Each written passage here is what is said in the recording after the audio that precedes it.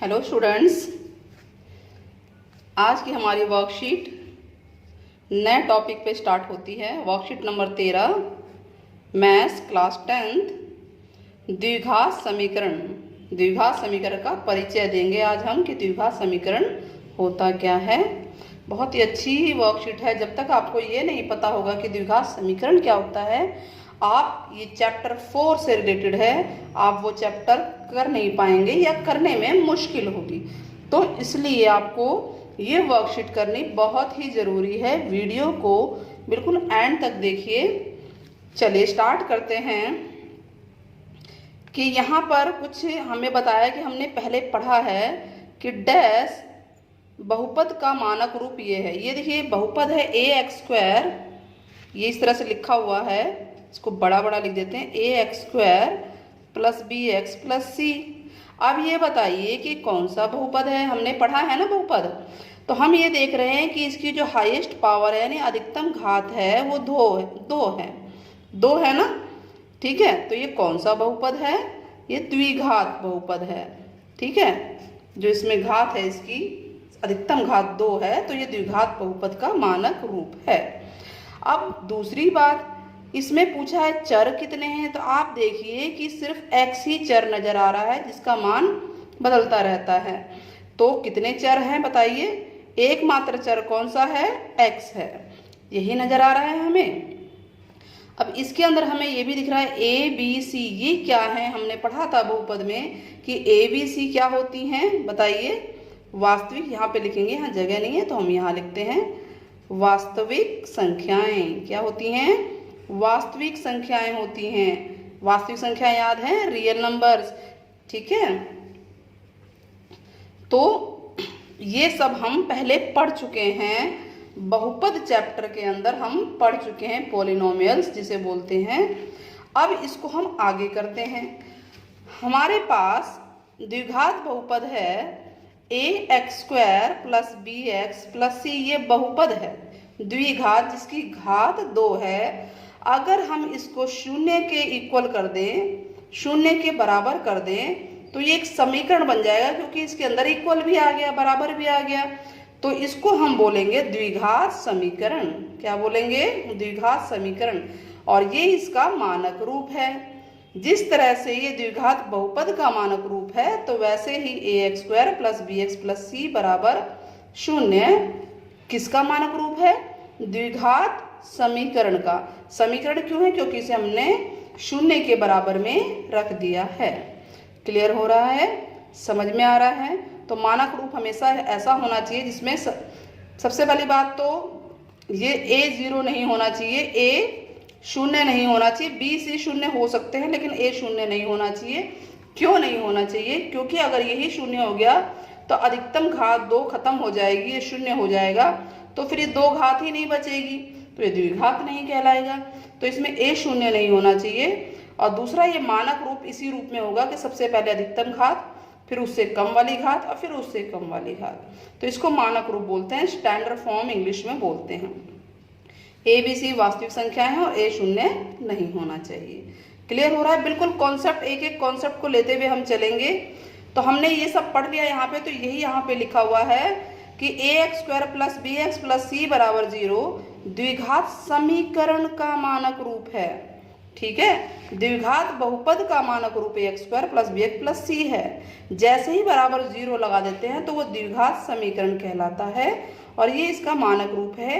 यानी कोई भी सवाल आप करेंगे तो इस मानक रूप में पहले सवाल को करेंगे। अगर ये उल्टा पुल्टा, मान लीजिए ये वाला पहले है या ये c पहले है, तो आप उसको पहले मानक रूप में लाएंगे, यानी स्टैंडर्ड फॉर्म में लाएंगे। दूसरी बात हमने इसमें देखी कि इसमें केवल एक ही चर है। कितने चर हैं? एक ही चर है। कोई भी एक चर हो सकता है वो x हो, y हो, a तो खैर इसमें है, मतलब इस तरह से कुछ भी हो सकता है, a भी हो सकता है, यहाँ पे फिर अंक दिए होंगे। ठीक है, तो एक ही चर है। और ये जो इसके आगे जो संख्याएं हैं, ये a b c, ये वास्तविक संख्याएं होती हैं। वास्तविक संख्याएं जैसे कि -∞ से लेकर -∞ से ∞ के बीच में जितनी संख्याएं आएंगी वो सारी वास्तविक होती हैं, यानी रियल नंबर्स। क्लियर है? -∞ से ∞ के बीच में। और a 0 नहीं होना चाहिए, यही हमने पढ़ा।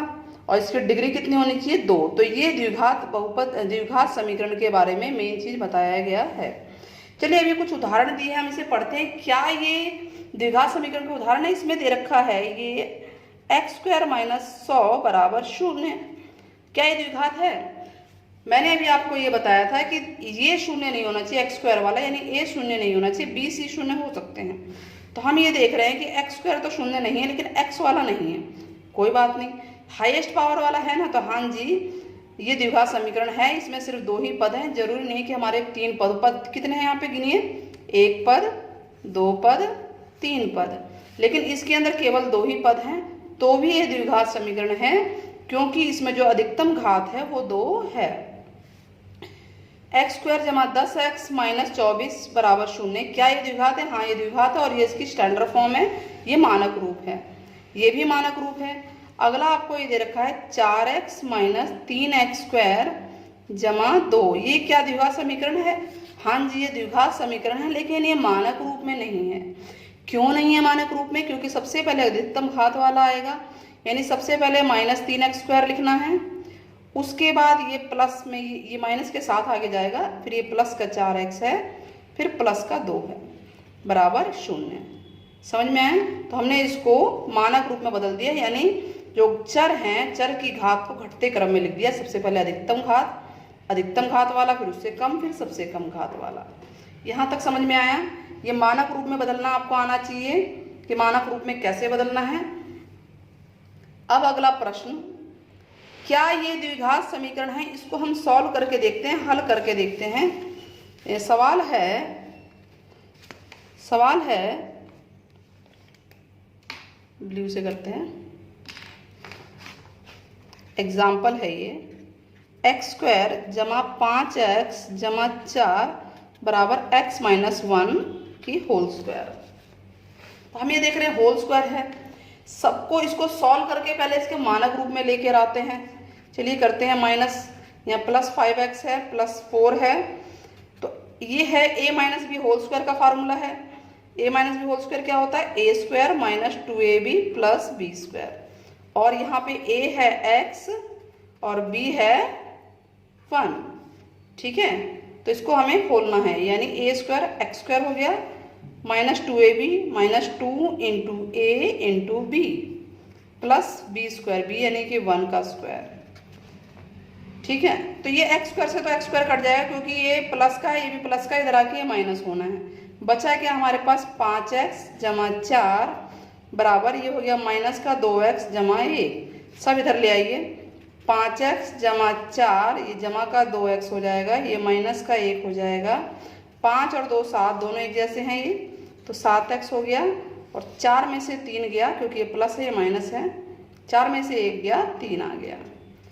तो क्या इसमें हाईएस्ट पावर 2 है? नहीं है ना, अधिकतम घात। तो लिख देंगे कि यह है द्विघात बहुपद नहीं है। क्लियर हो रहा है? यह द्विघात बहुपद नहीं है। तो हमने इसको इस तरह से किया है। अब ये सवाल भी आपको समझ में आ गया होगा।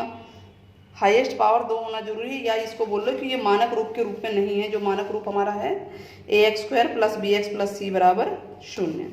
ठीक है, ऐसे इसको आप कर सकते हैं। इसमें a + b होल क्यूब का फार्मूला खोलेंगे। a + b होल क्यूब होता है a³ + b³ + 3a² b + 3ab²। ठीक है, इसमें ये आप आगे और ये पीछे भी लिख सकते हैं। कैसे भी लिखिए, फार्मूला ऐसे ही है। तो यहाँ पर a है x और b है 1। इसको आप खुद ट्राई करेंगे, सॉल्व करेंगे, तो ये देखेंगे हाईएस्ट पावर 2 आ रहा है, अधिकतम पावर, तो ये मानक रूप के अकॉर्डिंग है, तो ये द्विघात समीकरण है। तो इसको आप सॉल्व कर सकते हैं, क्योंकि ये सॉल्व किया हुआ है, इसलिए इस पर हम नहीं जा रहे हैं, आगे बढ़ते हैं। आगे क्या कह रहा है कि क्या हमारे दैनिक जीवन में द्विघात समीकरण का प्रयोग होता है? हमारे डेली लाइफ में हाँ होता है। देखिए एक एग्जाम्पल लेके चलते हैं कि एक आयताकार भूखंड है। आयताकार जानते हैं ना, आयत जैसा आकार। आयताकार का मतलब होता है आयत की जैसा आकार। भूखंड मीन्स भूमि का टुकड़ा।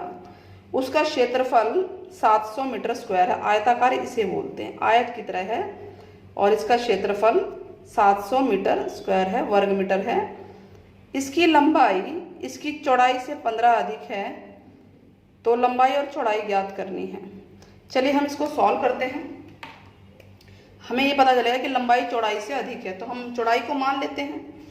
ठीक है, ये भी एग्जाम्पल है कि माना क्या है, भूखंड। अरे तो आप लिख सकते हैं भूखंड की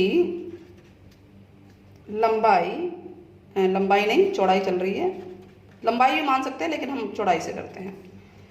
चौड़ाई x मीटर, हिंदी में भी लिख सकते हैं। और भूखंड की लंबाई कितना है, लंबाई चौड़ाई से कितना अधिक है, 15 अधिक है। यानी चौड़ाई अगर x है तो लंबाई 15 ज़्यादा है, x जमा 15 हो गया। ठीक है, तो जो आयत है, ये आयत है ना कि एक तरह से, तो आयत का क्षेत्रफल क्या होता है, लंबाई गुणा चौड़ाई होता है। शॉर्टकट लिखा लंबाई चौड़ाई। तो लंबाई है x जमा 15 और चौड़ाई है x और क्षेत्रफल है 700 मीटर स्क्वायर। तो हमने अकॉर्डिंग टू क्वेश्चन ये रख दिया। अब इसको गुणा कीजिए, ये हो गया x स्क्वायर, इसको 15 से कीजिए, ये हो गया 15x। 700 को भी इधर ही ले आइए क्योंकि ये मानक रूप में हमने बना दिया, -700 हो गया। मानक रूप बन गया कि नहीं बन गया, तो ये द्विघात तो बन गया कुछ। ठीक है, अब इसको सॉल्व करके लंबाई चौड़ाई निकालनी है, यानी हमें ये वैल्यू और ये वैल्यू निकालनी है। सॉल्व कर लेते हैं। कई तरह से हो सकता है, एक तो डी के द्वारा हो सकता है, डी तो खरा भी नहीं है। हमने क्या किया था, गुणनखंड विधि है ना, तो 700 के गुणनखंड कीजिए। गुणनखंड कर लेते हैं। चलिए 700 के गुणनखंड करते हैं, कितना आएगा, 2 3 6, 2 5 10, 0, 5 से कर दें, 5 7 35, 0, 5 1 5, 5 चौके 20, 2 7 14। अब इसको हमें जोड़ा बनाना है कि जमा या घटा करने पे 15 आ जाए। तो यानी ऐसी दो संख्या के रूप में बदलना है जो जमा या घटा करने पे 15 आ जाए, जो कि हम पहले कर भी चुके हैं। तो कीजिए 7 दूनी 14, दूनी 28 और 5 25, नहीं ना, 5 दूनी 10, 5 दूनी 10, दूनी 20 और 5 7 35। तो देखिए ये बन गया 5 7 35। ऐसे बनाते हैं, 5 दूनी 10, दूनी 20, यानी अगर 35 में से 20 घटाएंगे तो 15 आ रहा है ना। तो हम इसको लिख सकते हैं, कैसे लिख सकते हैं इसको, 35 घटा 20 इस रूप में लिख सकते हैं, जो कि हमने गुणनखंड में किया भी था। ठीक है, और आपने सीखा भी होगा। तो x स्क्वायर, अब इसको ये हो गया, खोल दीजिए bracket, 35x minus 20x minus 700 बराबर 0। अब कॉमन लीजिए, इसमें से कॉमन आ रहा है x जमा 35 घटा, अब यहाँ से आप क्या निकालेंगे, 20 पूरा निकल रहा है, 20 के पहाड़े में इस 20 से भाग दीजिए, क्या बचेगा, कीजिए इसे, क्योंकि यहाँ माइनस है तो यहाँ प्लस हो जाएगा उल्टा। 20 दूनी 40, 20 दिया 60, कितना बचेगा, 10 बचेगा, 20 पंजे 100। ठीक है, यानी 20 को 35 से गुणा करेंगे तो 700 ही आएगा। ये दोनों सेम आने चाहिए, अगर सेम नहीं आया तो सवाल को दोबारा ट्राई कीजिए। अब सेम है, इसको कॉमन ले लेंगे और अगले ब्रैकेट में आएगा x माइनस 20 बराबर 0। तो x बराबर x जमा 35 बराबर 0 रखेंगे और x घटा 20 बराबर 0 रखेंगे। तो x बराबर तो -35 आ गए, जो कि पॉसिबल नहीं है, असंभव है। क्योंकि देखिए किसी भी खेत की या किसी चीज़ की भी लंबाई चौड़ाई जो है माइनस में नहीं हो सकती, तो ये आंसर तो है ही नहीं। तो x बराबर 20 आ गया, यानी कि चौड़ाई आ गई, चौड़ाई को हमने x लिखा था 20 मीटर है और लंबाई 15 ज़्यादा है ना, यानी 20 जमा 15 35 हो गई। आप इसको और इसको गुणा करेंगे, 700 आना चाहिए। अगर 700 आ गया तो आपका आंसर ठीक है, गुणा करके देख लीजिए, 35 दूनी 70 और 1 0। तो इस तरह से हमारा ये क्वेश्चन हो गया। ठीक है, इसमें पूरा सॉल्व भी नहीं है लेकिन हम इसको सॉल्व कर चुके हैं। सॉल्व का आप आंसर देख सकते हैं, क्लियर हो रहा होगा, ये आंसर दिख रहा है। ठीक है, चलिए आगे बढ़ते हैं, इसको हटा देते हैं।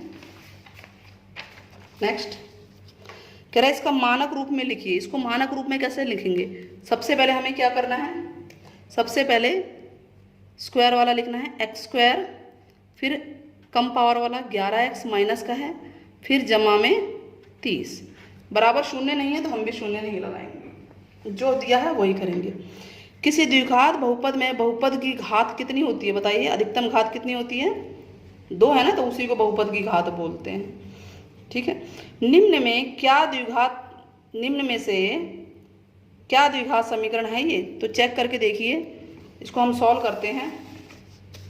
प्रश्न 3 है, क्वेश्चन 3 ए पार्ट है, x square minus 79 equal to x square जमा 9x जमा 1। आप ये देख रहे हैं ये कट गया तो वैसे भी सबसे हाईएस्ट पावर गायब हो गई, तो वैसे भी ये द्विघात नहीं है। और आप एक तरफ भी कर सकते हैं, इसको इधर ले जाइए तो यहाँ शून्य हो जाएगा। 9x जमा 1 जमा 79, तो 9x जमा 80। आप इसको इधर भी ले जा सकते हैं, इधर भी ले जा सकते हैं। तो ये द्विघात है, मानक रूप नहीं है ना भाई, इस रूप में नहीं है। ax square plus bx plus c के रूप में नहीं है। ये चीज़ कहाँ है, नहीं है इसमें, ठीक है। तो लिख देंगे, इसीलिए यह है द्विघात समीकरण नहीं है। समीकरण बोल रहा है वो नहीं है। क्लियर है। बी पार्ट है, 12x स्क्वायर माइनस 7 बराबर 0। हाईएस्ट पावर है ना, बहुपद की घात 2 है। आप लिख सकते हैं यहाँ पे बहुपद की घात 2 है। तो यहाँ पे भी लिख सकते हैं बहुपद की घात 1 है, तो ये द्विघात नहीं है।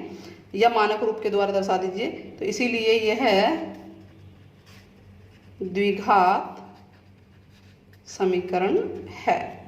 ठीक है। अगला सी पार्ट है, 3x स्क्वायर जमा 11x जमा 14 बराबर x इंटू 3x जमा 5x। ओके, ये कुछ नहीं है, बस कंफ्यूज कर रखा। दोनों एक जैसे हैं, ये दोनों एक जैसे, तो 5 और 3 8x हो गया, और साथ में यहाँ पे x है ही, आसान हो गया ना, जुड़ गया ना ये। तो 3x स्क्वायर जमा 11x जमा 14। अब इसको गुणा कर दीजिए, 8x स्क्वायर हो गया, इसको इधर ले आइए। तो 3x स्क्वायर जमा 11x जमा 14, ये 8x स्क्वायर हो गया, गुणा हो गया, और इधर आके माइनस का 8x स्क्वायर हो गया, लेफ्ट में आ गया। अब दोनों ये एक जैसे हैं, देखिए स्क्वायर वाले, तो 8 में से 3 गया 5, बड़ी रकम ये है 5x स्क्वायर जमा 11x जमा 14 बराबर 0। ये मानक रूप में है कि नहीं है, है ना। ठीक है, तो ये द्विघात समीकरण है, ये द्विघात समीकरण है, आप इसको लिख देंगे। ठीक है, सही। अब डी पार्ट है इसका, डी है माइनस एक्स स्क्वायर जमा 11x माइनस 18 बराबर 0, यही है। तो ये भी द्विघात है, तो इसको भी लिख देंगे, हाँ जी ये द्विघात समीकरण है, क्योंकि ये दिख रहा है मानक रूप में है। अगला प्रश्न देखिए, अब ये सारे प्रश्न हो गए। प्रश्न 3 हो गया, प्रश्न 2 हो गया, प्रश्न 1 हो गया, प्रश्न 4 पे आते हैं। इसको द्विघात समीकरण बनाना है। दो संख्याओं का अंतर 3 है और गुणनफल 270 है। तो दो संख्याएं, कोई एक संख्या मान लेते हैं। प्रश्न 4 है, माना पहली संख्या बराबर x। अगर पहली कोई बड़ी मान रहे हो तो देखिए पहली माइनस दूसरी, अंतर तो यही होता है ना दो संख्याओं का, बराबर 3 है। तो पहली की वैल्यू है x माइनस दूसरी बराबर 3। अब 3 को इधर भेज दीजिए, ये घटा का हो जाएगा, और दूसरी उधर चली जाएगी प्लस की, यानी दूसरी संख्या आपकी क्या है बताइए, x माइनस 3। पहली x है तो दूसरी क्या है, x माइनस 3। अगर इसको x मानते तो भी यही आ जाता पहली। ठीक है, तो वो थोड़ी सी सिचुएशन अलग हो जाती। तो हमने पहली माइनस दूसरी कर दिया। किसी को भी आप मान सकते हैं, लेकिन लिखना ऐसे ही है कि बड़ी में से ही छोटी घटेगी। ठीक है, याद रहेगा ही कि बड़ी में से छोटी घटेगी, क्योंकि प्लस में है। अच्छा, अकॉर्डिंग टू क्वेश्चन दोनों का गुणनफल कितना है, 270। गुणनफल मतलब इसको x को गुणा करेंगे दूसरी संख्या से, x माइनस 3 से, पहली गुणा दूसरी 270 है। ठीक है, अब इसको द्विघात में बदल दीजिए, इसको गुणा कीजिए, इसको इससे गुणा कीजिए, हम यही कर लेते हैं। तो ये हो जाएगा x स्क्वायर, अब x को 3 से कीजिए, माइनस 3x। ठीक है, और 270 इसको भी इधर ले आइए उल्टे हाथ पे, तो माइनस का 270 हो जाएगा बराबर 0। तो हमें द्विघात के रूप में बदलना था इस सवाल को, तो हमने बदल लिया। आप देख सकते हैं कि इस तरह से ये आंसर है हमारा। तो क्वेश्चन नंबर यही बोला है कि द्विघात समीकरण के रूप में बदलिए। सॉल्व करने को नहीं बोला, सॉल्व करने के बोलते तो हम इसे फिर से गुणनखंड विधि के द्वारा सॉल्व कर सकते थे। तो इस तरह से हमारी पूरी वर्कशीट हो गई है। होप आप लोगों को पसंद आई होगी। पसंद आई हो तो मेरे चैनल को लाइक सब्सक्राइब शेयर करना ना भूलें, साथ ही बेल आइकन जरूर दबाएं, ताकि साथ साथ में आपको नोटिफिकेशन मिलती रहे। और इस चैप्टर 4 और 3 से संबंधित मैं बहुत सारे रिवीजन वर्कशीट भी लेके आने वाली हूँ, उसको ज़रूर देखिएगा। इस वीक से स्टार्ट हो जाएगा रिवीजन वर्कशीट। तब तक के लिए सी यू, टाटा, बाय बाय।